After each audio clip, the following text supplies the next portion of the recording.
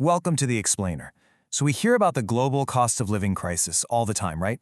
But today we're taking a close look at how it's completely upending a place long considered the ultimate, idyllic escape. I'm talking about Australia.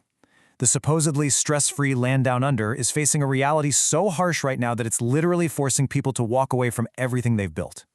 In this explainer, we're going to unpack a deeply personal, highly revealing account from someone who had to make the incredibly tough, heartbreaking decision to leave their country just to survive.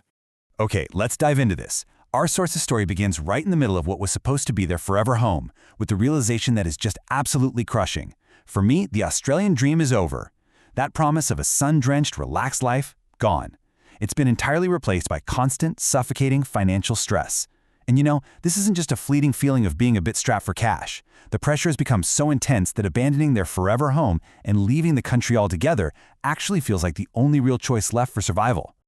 To really understand the sheer weight of this decision, we have to look at what buying into that Australian dream actually meant. It wasn't just about bricks and mortar. Buying that forever home was a massive emotional investment.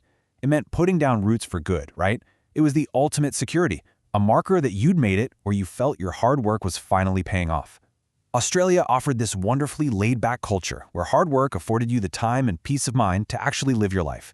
Think weekend road trips, barbecues late into the summer evenings. It was a promise of genuine balance. But flash forward to today, and wow, there is a stark contrast between that expectation and reality. The idealistic, no-worries culture has basically been overshadowed by this quiet, collective anxiety. The costs just keep creeping up. A simple trip to the supermarket is suddenly a major source of stress. Energy bills in some areas have spiked by over 22% in a single year, and that's even with government rebates. The toll this takes on people is severe. Recent surveys are showing that nearly half of Australian workers report feeling completely exhausted and burnt out. The promise of a relaxed life has morphed into a crushing reality of being overworked and perpetually worried about money. And the thing is, this constant, creeping cost of living doesn't just neatly stay in your wallet. It bleeds into absolutely everything. That beautiful, balanced lifestyle we talked about, it's become a total pressure cooker. Employees are facing severe mental distress, overwhelming workloads, and an absolute inability to just switch off. When you're constantly stressed about affording the basics, those picturesque travel photos of Australia end up hiding a workforce that is under immense, unrelenting pressure. So the crucial point is that while groceries and power bills are undeniably painful, housing is the ultimate pressure point. It's the thing keeping Australians up at night. Our source actually describes having a mortgage in this environment as feeling like you're strapped to a rocket. The market has accelerated so wildly that the debt dictates how you live every single day. Just to put that into perspective for you, in New South Wales, the average new home loan is now over $860,000. Let that sink in for a second. $860,000, and that is just the average. We aren't talking about luxury mansions on the beach here. That is the baseline debt required simply to get your foot in the door and secure a piece of that Australian dream. So what does an $860,000 loan actually look like in reality? Well, it translates to average monthly repayments of over $5,000 for many households. That is $5,000 out the door every single month, before you've bought a single loaf of bread, before you've paid a power bill, before you've put a single drop of fuel in your car. It is a truly suffocating figure that forces people to work tirelessly just to maintain the bare minimum status quo. Now, you might be thinking, okay, what if you just don't buy? What if you rent? Well, actually, the situation there isn't just grim. It's a landscape of desperate scarcity. National vacancy rates have been hovering at a painfully low 1 to 1.5% in major cities. This means the competition for even a basic run-of-the-mill rental property is absolutely fierce, and that extreme scarcity is driving prices right through the roof. Take Sydney, for example. Finding a house to rent there now costs a median of $750 to $900 every single week. For a massive portion of the population, that consumes well over the recommended 30% of their income. When you're spending that much just to keep a roof over your head, the idea of saving for a future, or honestly, even just enjoying the present, becomes mathematically impossible. For the person at the center of our story today, all of this culminated in a very quiet, creeping realization. There wasn't some big, dramatic explosion. Instead, the tipping point happened while they were just sitting right at the kitchen table, looking at a stack of bills. The mortgage had gone up again. The insurance premiums had jumped. The energy bill was just ridiculous.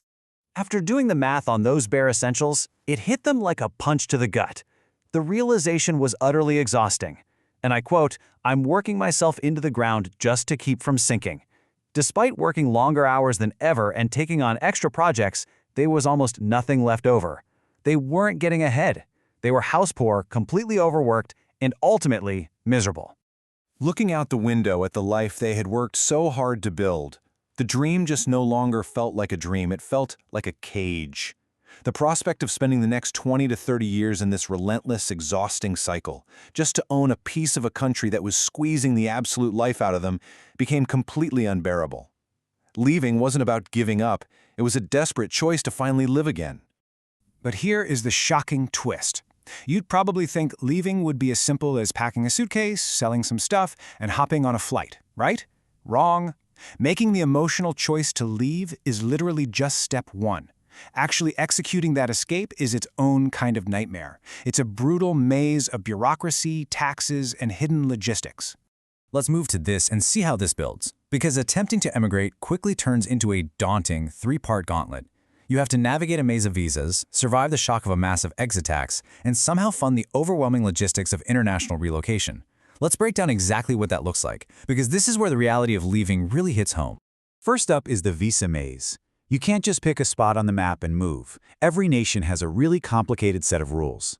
A simple work visa can cost anywhere from a few hundred to several $1,000s. And it's not a quick process either. The application drags on for months. It demands strict health checks, police clearances, and just absolute mountains of paperwork. Now, what's really interesting about this slide is the hidden financial trap that blindsides almost everyone, the Australian Taxation Office. You might naturally assume that leaving means you're finally free from Australian tax. Not quite. The ATO has a rule called deemed disposal. The exact day you cease to be an Australian resident for tax purposes, the ATO treats certain assets, like shares or crypto, as if you sold them on that exact day. This triggers a massive, immediate capital gains tax bill, even if you haven't actually sold a single thing. Getting this wrong without professional advice can be financially devastating. And then, the physical costs start piling up.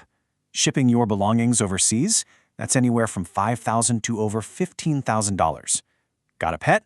You're looking at vet fees, airline charges, and quarantine costs that add thousands more to the bill. Then there are customs duties and port handling fees. Landlords in your new country are going to want upfront rent deposits, and crucially, the moment you leave, you lose your Australian Medicare, meaning you immediately need comprehensive and incredibly expensive international health insurance from day one. When you add all this up, this supposed fresh start comes with a massive 5-figure price tag before you have even boarded the plane. It traps people who are desperate to leave, right between a dream they can no longer afford and an escape route they can barely finance. But you know what? Despite all these insane hurdles, our source's plane ticket is booked and the boxes are packed. Walking away is this strange mix of grief for the future they thought they'd have and a quiet, triumphant flicker of hope for a new one. As they powerfully put it, the dream might be over, but my story isn't. It is terrifying for sure, but those packed boxes represent something invaluable, a newfound sense of control over their own life and a chance to finally breathe again. This story really forces us to look hard at the realities of modern housing. It makes you question the balance between chasing a societal dream and actual financial survival. So I'll leave you with this. Are you feeling the squeeze? At what point do the relentless pressures of the cost of living fundamentally change your own dreams of a forever home? Thank you so much for joining me for this explainer, and I'll see you next time.